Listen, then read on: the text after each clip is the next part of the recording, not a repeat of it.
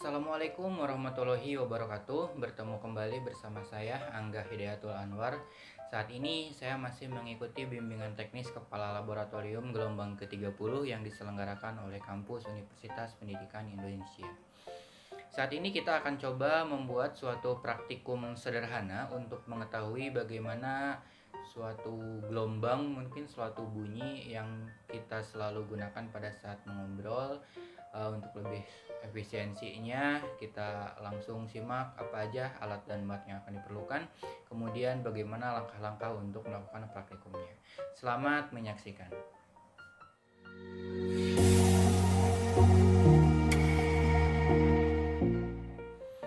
Oke, alat dan bahan yang kita gunakan, yang pertama adalah laser pointer. Nah, laser pointer di sini digunakan untuk melihat getaran atau gelombangnya seperti apa. Kemudian yang kedua ada gunting atau cutter atau apa. Di sini saya punyanya gunting. Kemudian yang ketiga ada selotip untuk menempelkan. Kemudian ada balon. Dan yang selanjutnya itu ada pipa, atau kalau di sini saya menggunakan botol air mineral yang ujungnya saya potong ya, ujungnya saya gunting gitu. Kemudian yang terakhir saya gunakan compact disc bekas. Nah, compact disc bekas di sini saya gunakan, saya potong untuk merefleksikan atau membiaskan bayangan yang masuknya ya. Kalau misalkan rekan-rekan di sini punya cermin, lebih bagus lagi pakai cermin yang kecil ya. Nah, tapi karena di saya nggak ada dan adanya compact disc, maka saya siasati dengan memotong compact disc ini. Oke, untuk langkah pembuatannya, nah, pertama tadi botol mineral yang sudah kita potong. Nah, kita masukkan balon di atasnya. Jadi, kita gunting dulu balon ini biar gampang masuknya. Kita gunting.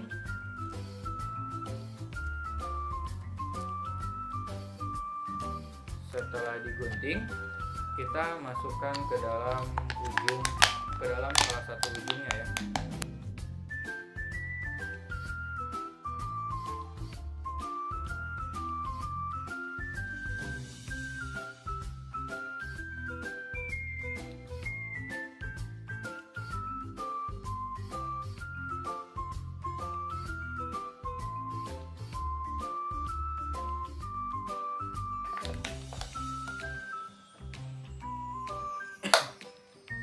Kurang lebih seperti ini dimasukkan, dan agar lebih kuat lagi misalnya ya, kita bisa menggunakan selotip biar nanti balonnya tidak terlepas.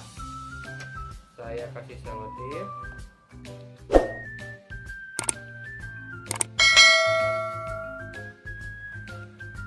Kemudian saya gunting di ujungnya. Oke, langkah pertama berhasil ya.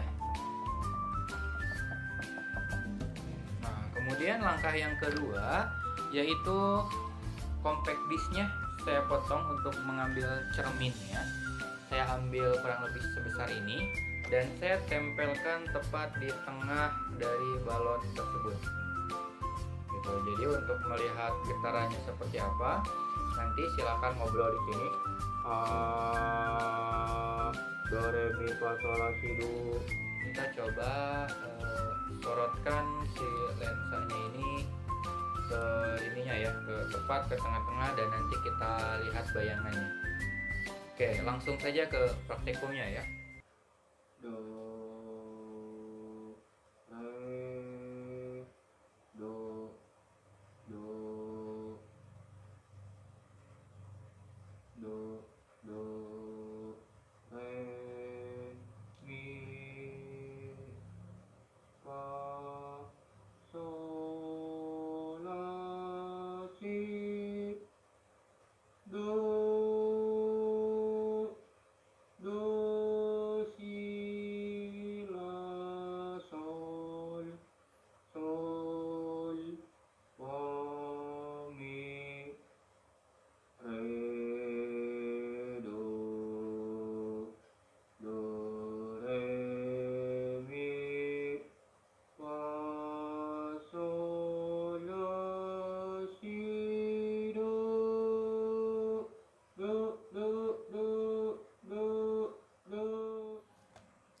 baik, jadi tadi sudah dicoba ya, dan ternyata gelombangnya ada yang bulat, ada yang gede, ada yang oval, ada yang tidak beraturan dan lain sebagainya. Nah, kenapa terjadi demikian? Pada saat kita berbicara berarti itu ada getaran ya, ada suara bunyi. Bunyi itu adalah getaran atau gelombang di situ. Nah, jadi ketika ngobrol, ininya dia bergetar dan kemudian getarannya itu dia. Nah, apakah getarannya bulat sempurna atau enggak atau tidak atau misalkan oval dan lain sebagainya, itu tergantung dari frekuensi yang kita obrolkan gitu. Itu mungkin untuk praktikum yang pertama. Terima kasih telah menyimak praktikum pertama dan kita lanjut ke praktikum yang kedua.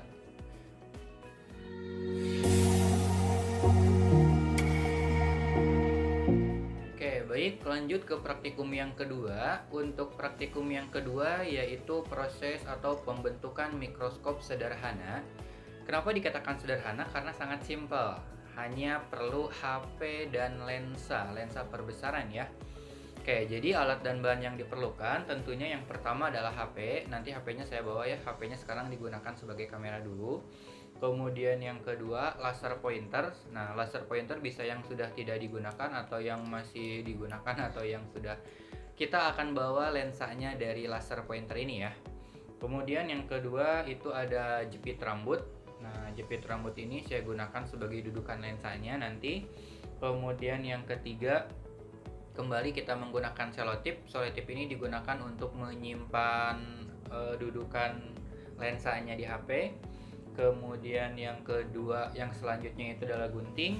Dan yang terakhir adalah bahan atau spesimen yang akan kita amati. Nah, saat ini saya akan lihat bagaimana serat-serat yang ada di lap atau ada di kain ini ya gitu. Untuk mengefisiensikan waktu, kita langsung saja ke langkah pekerjaannya. Oke, baik. Langkah yang pertama, kita buka laser yang sudah tidak digunakan ya.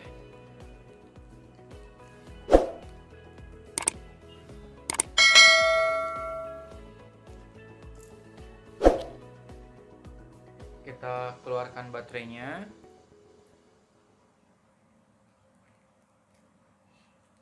Pada saat membuka berarti ini sudah tidak bisa digunakan lagi ya, karena kalau sudah dirusak dibuka berarti nggak bisa disusun lagi. Saya gunakan obeng dan pinset untuk alat bantunya.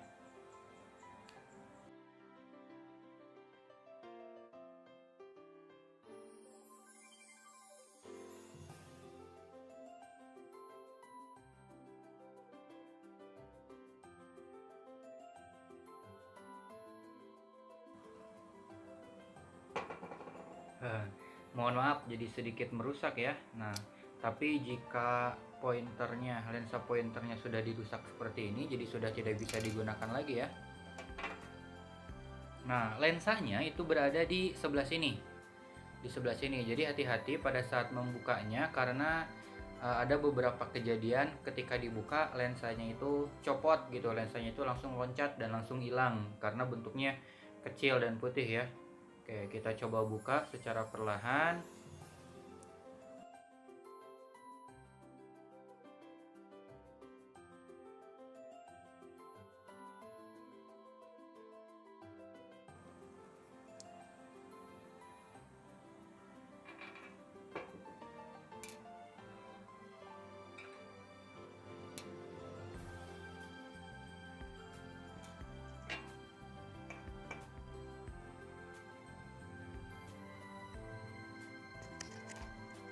Nah, inilah kurang lebih lensanya ya, rekan-rekan.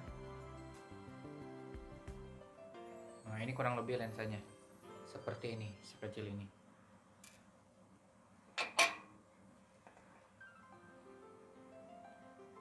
Oke, baik. Setelah lensanya kita dapatkan, kita coba rangkai di handphone yang akan digunakan sebagai mikroskop ya.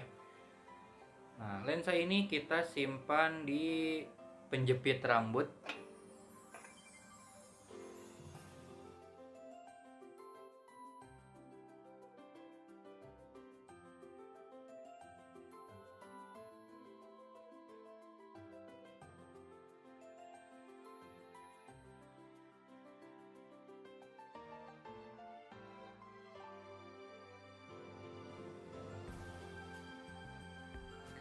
kurang lebih seperti ini.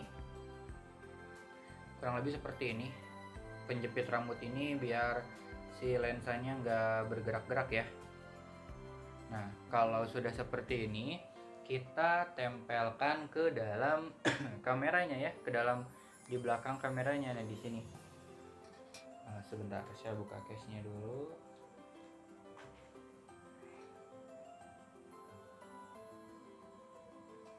Oh ya, hati-hati. Nah, kalau misalkan HP-HP zaman sekarang kan lensanya banyak ya, bisa lebih dari satu.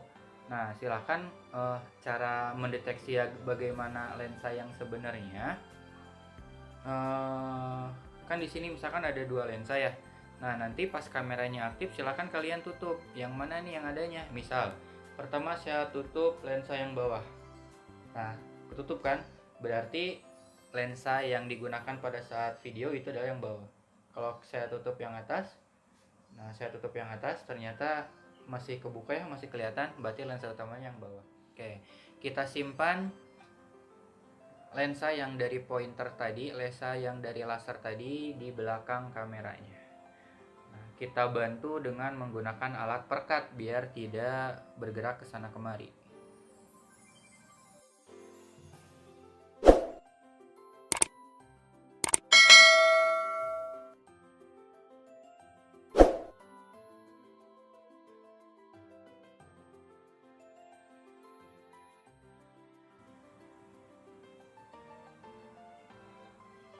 Kurang lebih bentuknya seperti ini, dan langsung kita coba amati ke kain.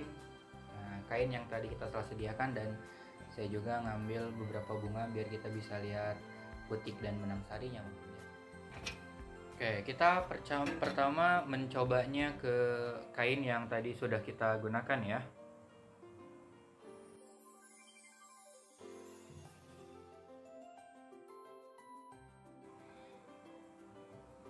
Oke, kita perhatikan baik-baik.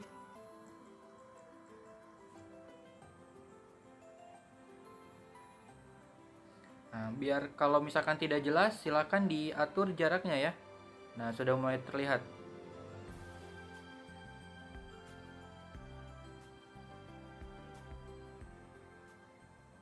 Nah, inilah serat-serat dari lap ya. Nah, serat-serat dari lap yang tadi saya gunakan. Wah, kelihatan ya. Oke, tangan saya agak sedikit bergoyang jadi terasa susah ya. Nah, mungkin seperti ini biar lebih gampangnya. Dengan menggunakan mikroskop sederhana yang seperti ini, jadi rekan-rekan bisa dengan mudah melakukan praktikum ya di rumah masing-masing. Oh, berarti seperti ini nih. Nah, tuh kelihatan ya. Saya coba ambil gambar.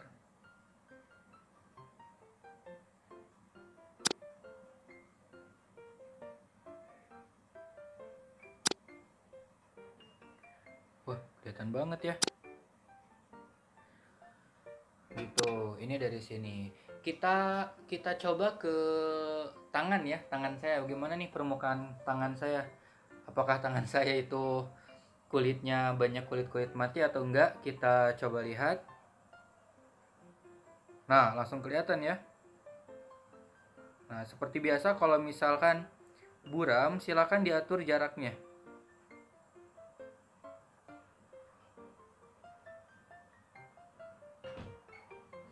Nah, lumayan juga ya, ternyata banyak kulit-kulit keringnya nih. Nah, tuh.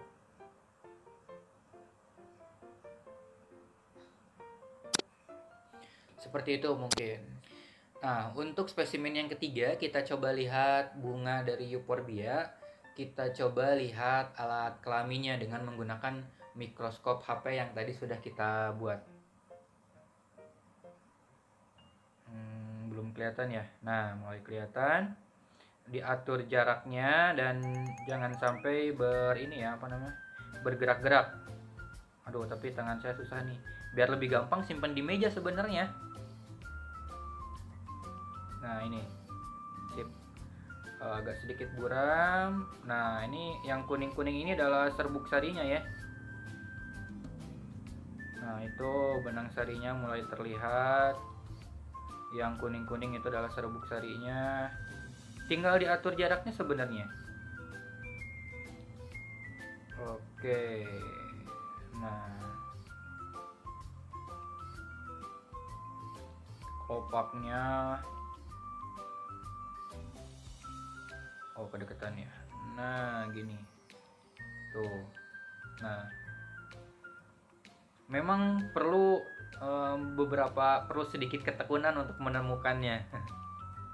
Nah, tapi contohnya seperti itu. Itu ya.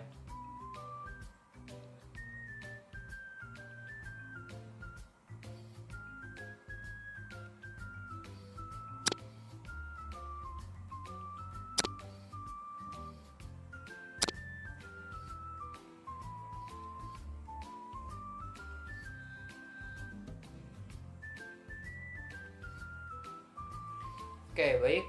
Mungkin itu praktikum yang kedua. Selamat mencoba di rumah. Semoga hasilnya bisa memuaskan. Terima kasih yang telah menyimak video saya dari awal sampai ke akhir. Jangan lupa like, comment, share, and subscribe. Dan tidak lupa juga silahkan bunyikan lonceng notifikasinya agar saya lebih semangat lagi untuk membuat konten. Terima kasih. Saya akhiri. Wassalamualaikum warahmatullahi wabarakatuh.